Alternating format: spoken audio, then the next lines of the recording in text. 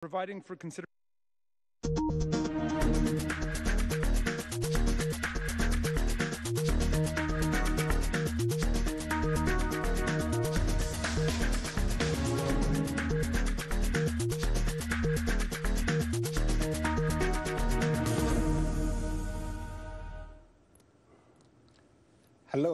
Hello, welcome to Shaka Extra Time. I am Paul Ndiho. Joining me on set and live is Shaka Sali himself, aka the Kabale Kid. Hello, Shaka. Hello, Paul. How are you? I remain simple, easy, and some of the fans suggest that perhaps I should weigh in as an awesome son of Africa. That's very good to hear. You like that? Absolutely. Very interesting. Yes. A warm welcome to you all. Our Facebook followers are watching us live. Shaka Extra Time is a show that comes to you every Tuesday, and today we'll be looking at some of the highlights that have made the headlines here and across the world.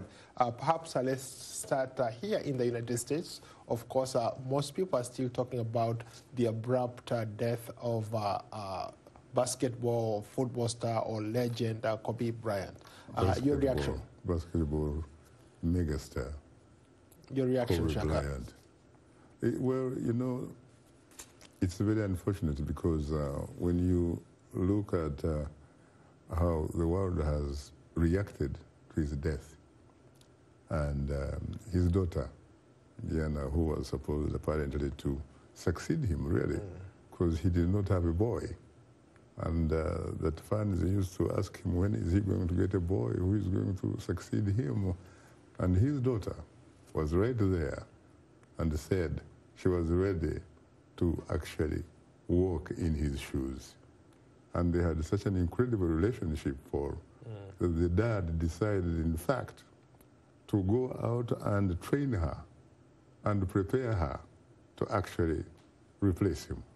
You know, I usually find it interesting, especially for people who keep talking about boys, boys, boys. I have girls, and to be honest with you, I find them remarkable. They're very young, but what they do or likely to do in the near future does not stop at being a girl. I know that you are particularly very close to my friend Victoria, who I refer to, of course, as Narubari. Yes.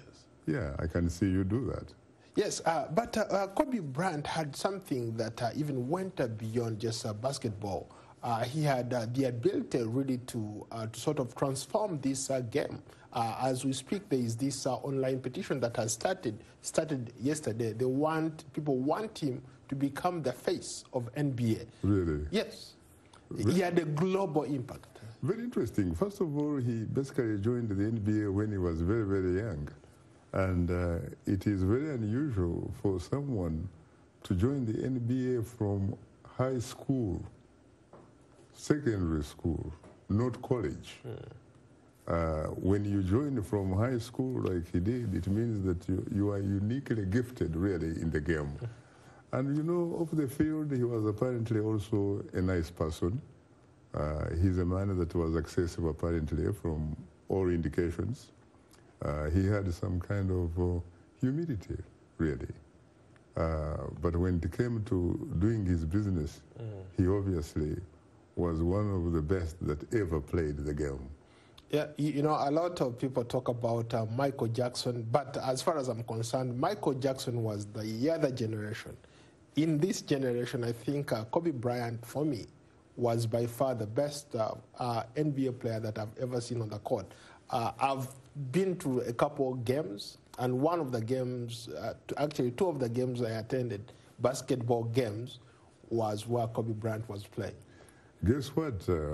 Kobe Bryant is in fact on record saying that Michael Jordan was pretty much his role model. So Kobe actually, in a sense, sat on Michael Jordan's basketball shoulders. And once you do that, you know, of course, what we always talk about. You see a little bit further. And there are people who say that his game transcended borders. When you go to China, his jersey is the #1 selling thing in China. And this is even before his death. Now think about how people are going they're basically going to immortalize him after this whole thing. I was actually watching a reporter on BBC who was reporting from Singapore, talking about Asia, and he said the people in Asia, when they heard about Kobe's death, they actually went crazy. So you're right. I mean, this was not simply an individual. This was really a phenomenon of sorts. But the problem here, again, is with the American media, really. When you think about it, Paul, there were 9 people who died in that helicopter. And initially, they talked about 5. But in fact, at the end of the day, it is as if it is Kobe Bryant who actually died in that helicopter. And the daughter. And the daughter. So it seems to me that the media here really has to be a little bit very conscious, because you are a human being, no matter whether or not you are a superstar, you are a megastar. So I think sincerely the media should be able to respect the relatives and the parents, and the loved ones of these other people who were on the helicopter. As a matter of fact, they talked about one of the passengers was a teammate, a colleague of, Kobe Bryant. Yeah. And you talk about, of course, the helicopter had a pilot. The pilot obviously was the man that was moving them around. So it's as if the helicopter did not have any particular individual flying it. I think that is really where the media goes a little bit low. Yeah, I think you make a very, very good point. I think, and I speak maybe for all of us here, I don't think even us, we've done a great job covering the story, because we've focused on just 2 individuals. That's Kobe Bryant and the daughter. Let's move on. Shaka, that's a great segue. Let's move on. Let's talk about the impeachment. Of course, the last 2 weeks have been preoccupied by what's happening here in the U.S. Capitol, the impeachment of President Donald Trump.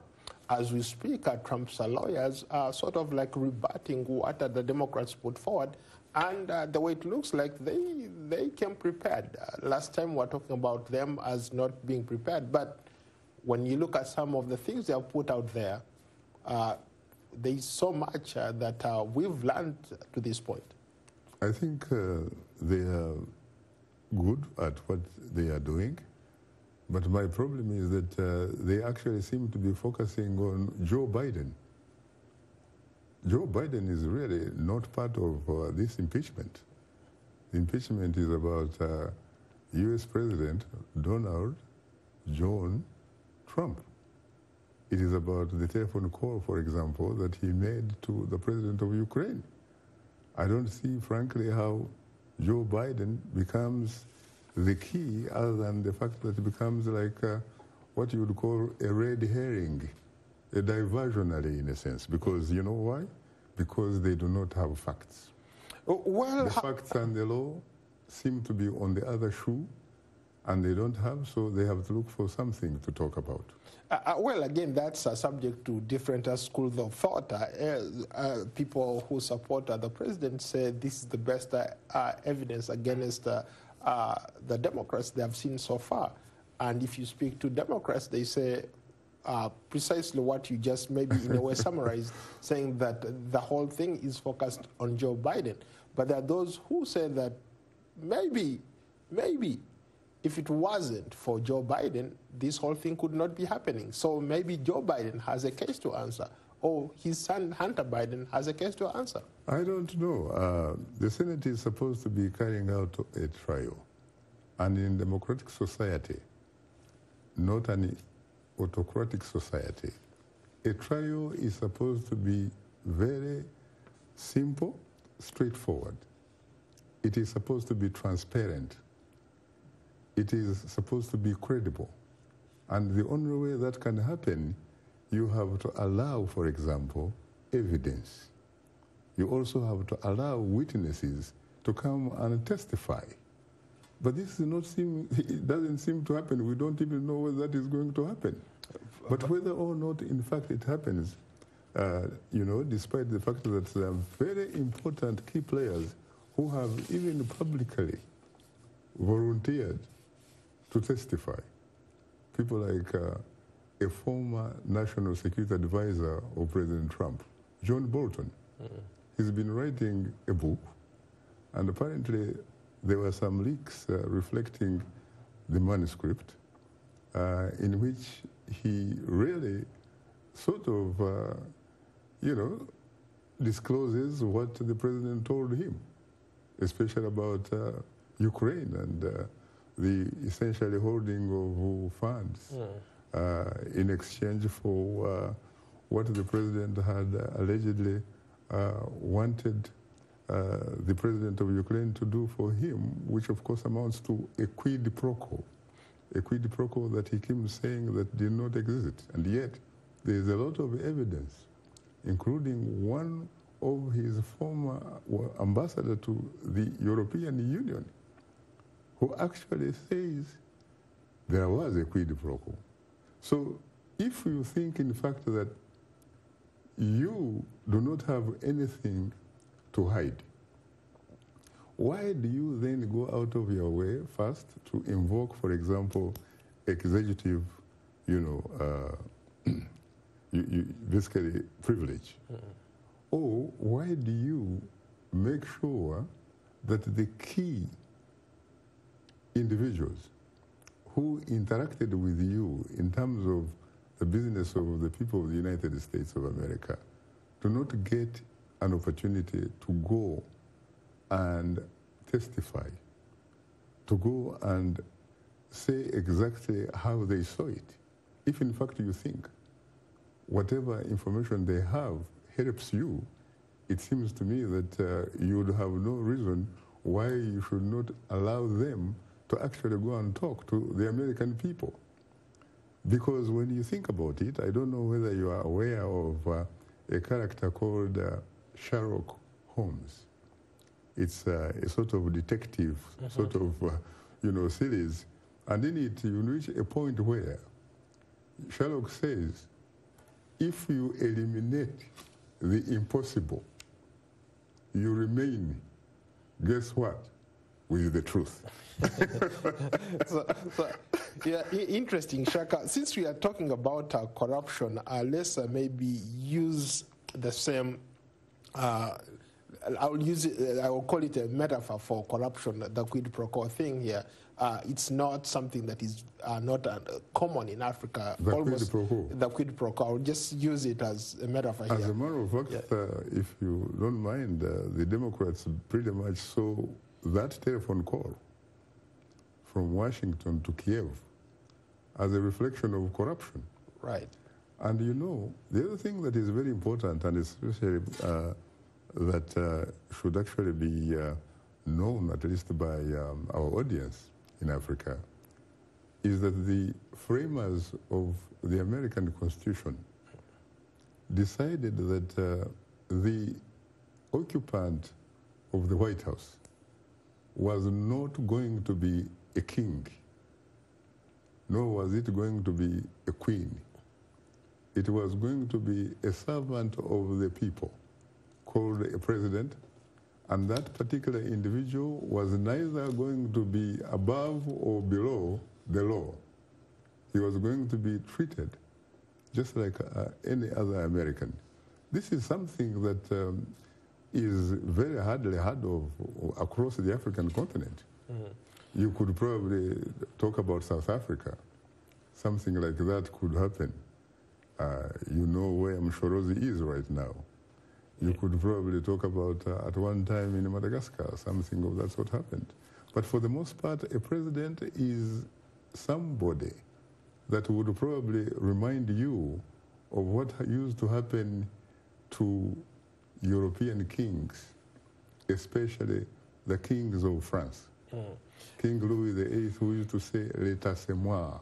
I am the state, and the state is me."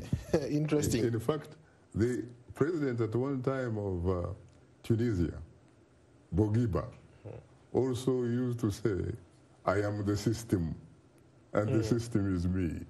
That cannot happen here. And this is what is going on right here, whether you like it or not. But before we go to the question, just a quick response here. these people are arguing that, yes, even if it can be proved, corruption is not impeachable. So how do you justify that if the lawyers are making that kind of argument that even if they were to prove it beyond reasonable doubt, it's not an impeachable offense? I don't know. So therefore, it's okay to, I don't know. Maybe we are probably watching two different proceedings because, as a matter of fact, even though some of these statements have been made by a man such as Aaron Dershowitz, a man who is supposed to be a super professor of law at Harvard University, it has actually been found that some of his statements are not factual. He may actually be contradicted according to the law and the facts. Okay, let's move on. Yeah. The question is, do the Republican senators have the will to conduct a fair trial, a trial that reflects the values of the United States of America, the values and the dignity of the people of the United States? And guess what? This also happens to be an election year. So whether or not the trial ends up being fair or a sham, there is going to be another trial come November. Okay, let's move on. Let's go to David Monda. How do you think Africa can address corruption given the entrenched system of patronage and which are a key to gaining access to the levers of power? First of all, it is a very fair question and not a particularly easy question to answer. I can say right from the gate that what is needed really in Africa for the most part is what is said to be a paradigm shift. We cannot continue doing the same, more of the same. If you continue doing more of the same, expecting different results, it reminds you of a one Albert Einstein who would say, if you continue doing the same thing over and over again, expecting different results, that is insanity. I think that we need to have people on the African continent who become socially and politically conscious and aware of their relationship with this thing called the state or the government.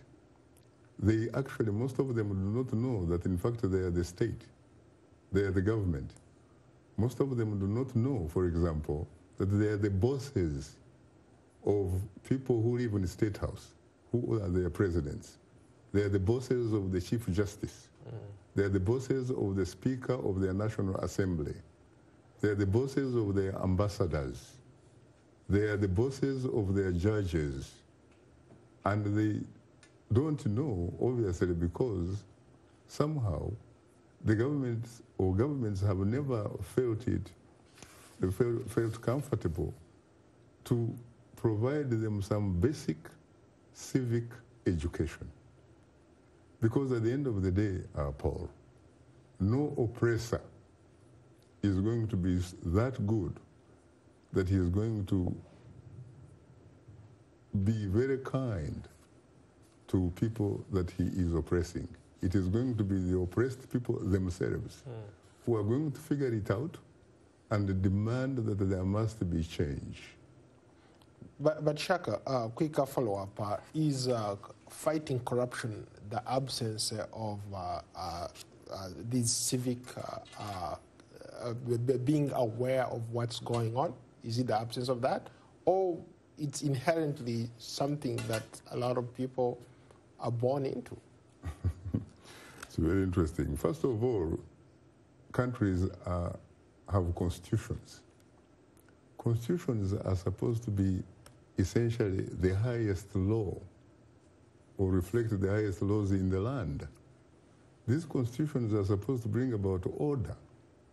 They are supposed to help the governors govern according to the values of that particular society. In a society where there is social, economic, political justice for all, corruption is a crime. and it should be a crime punished. And it can only be punished if, for example, you have sets of laws that are seen to be broken, so that you can, in fact, have a situation where you have due process. And in all these countries that we are talking about, they claim that they have constitutions. But some of these constitutions have actually been transformed into what I would call personal manifestos. That is why some of these individuals who are democratically challenged actually find the constitutions as simply an ordinary piece of paper.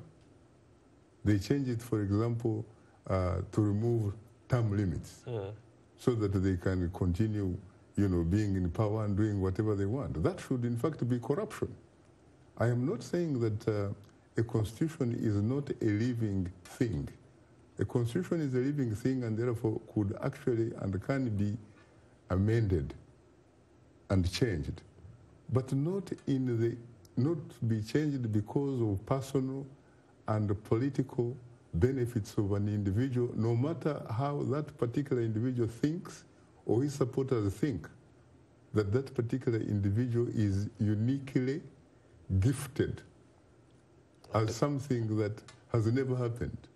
Some of these people look at themselves as if the best thing that has ever happened to them politically since sliced bread. Yeah. It doesn't work like that. And in fact, the international community should not allow to do business as usual with these types of people. They should bring about sanctions. Just in the same way, the international community has made a decision. If you are a general or you are a colonel, you actually carry out a military coup. You just carry it on your own, at your own risk, because nobody is going to do business with you. Nobody is going to recognize your government. I think it should be the same kind of policy being actually used to deal with these dictators who really do not care about their people. You see, individuals, Paul, or states or governments do not act on the policy of altruism. There are some individuals who are good and all that kind of stuff, but you need checks and balances. And I think it is the absence of checks and balances that brings about these problems. Look, people are suffering. Yeah. People do not, for example, have medicine when they get sick. When the political elite gets sick or feel uncomfortable, guess what? They go for medical checkup abroad and overseas. And in some cases, it is very ironic because they actually end up being treated by their own doctors who have since moved to those other places because they could not do their jobs back home. Yeah, Shaka, let's do a quick follow-up. Let's go to Abdulrahman Jallo. What do you make of leaders who have taken advantages of ambiguities in the law?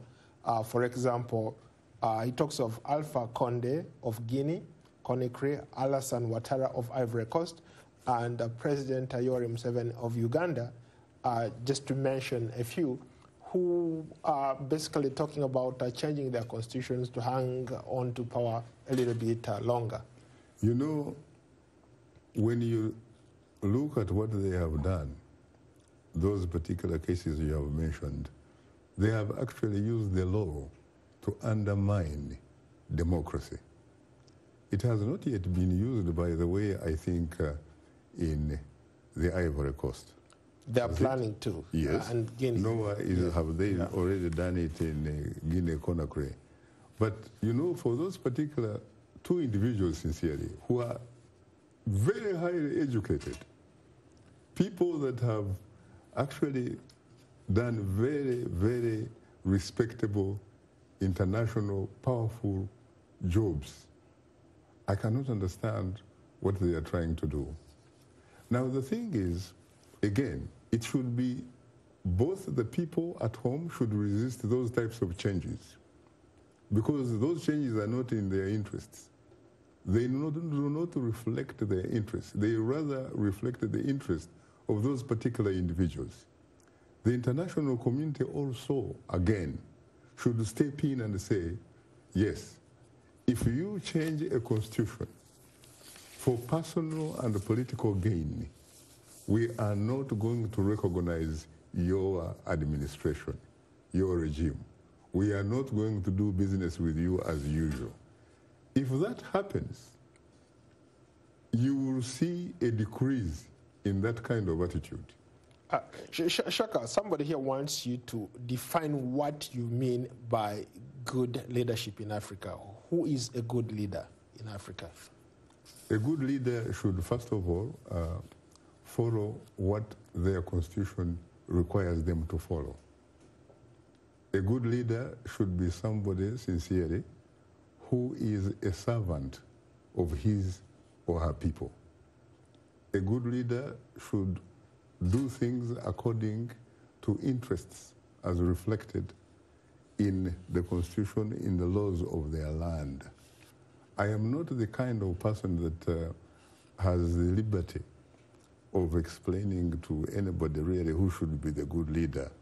I think the people themselves on the ground know exactly the difference between good, not so good, and bad. You have election fraud, for example. You have people who claim that they actually conduct an election in order to choose leaders of those particular countries. And yet, these elections, obviously, some of them are neither free nor fair, not transparent. You have a situation where some of these incumbents, they basically choose who sits on the electoral commission of their countries. They actually decide at the end of the day who wins the election and who doesn't. And you expect that people should simply go ahead and go simply because somebody is very powerful, somebody controls the institutions. We need to have a society. We need to have countries that reflect checks and balances. We have countries, for the most part, all of them will tell you they have 3 branches of government, co-equal branches of the government. Like here in the United States, you have the executive, which is led by the president. Then you have Congress, you go on Capitol Hill, where you have the House of Representatives and the Senate. These are also 2 houses which are led by individuals. You also have the judiciary, the Chief Justice. These are supposed to be co-equal branches of government which can check and balance one another so that there is no particular branch of government that has a monopoly over the business of power. Very briefly, Gabriel Joka says, what can the youth of Africa do to mitigate the travesties of unhealthy stay in power? First of all, the youth need to prepare themselves by making sure that they are aware of what is going on, by reading and studying their history, studying their constitutions. I sometimes wonder, you even hear journalists talk about constitutions, and sometimes if you actually could ask them some very few questions about their constitutions, you would be surprised that they probably never had the time to read their own constitutions. So we need to know what our rights are so that we can be able to assert them in order to get people who can actually govern us in a manner that is fair and just. Well, and then we have to mobilize. On that note, we've run out of time. It's always a pleasure to host you. Thank you. I look forward to hosting you on another edition of Shaka Extra Time. Thank you. You're most welcome, sir.